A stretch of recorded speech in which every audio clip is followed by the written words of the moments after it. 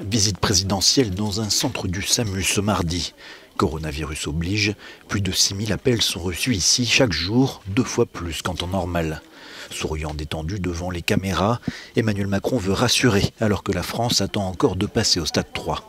Selon un dernier décompte, 1606 cas ont été confirmés, parmi lesquels 30 personnes sont mortes. Nous sommes au tout début de cette épidémie. Il faut être très clair, lucide.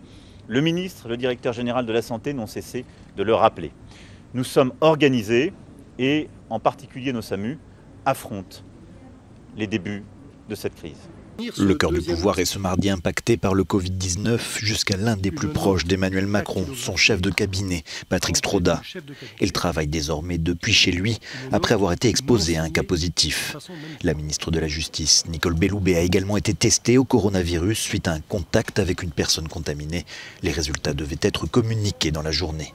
Hier, on apprenait que son homologue à la culture, Franck Riester, était lui atteint du Covid-19. Il est depuis confiné chez lui. Son état ne semble pas inquiétant, comme il l'a confirmé sur les réseaux sociaux. Je tiens avant toute chose à rassurer sur mon état de santé. Je vais bien. Je souffre aujourd'hui des symptômes classiques d'une grippe.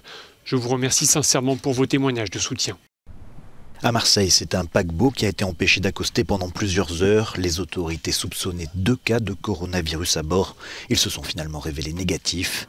Depuis le début de l'épidémie, plusieurs bateaux de croisière ont été mis en quarantaine, notamment le Grand Princess au large de San Francisco. Sur ces quelques 3500 passagers qui ont été depuis autorisés à débarquer, une vingtaine étaient porteurs du Covid-19.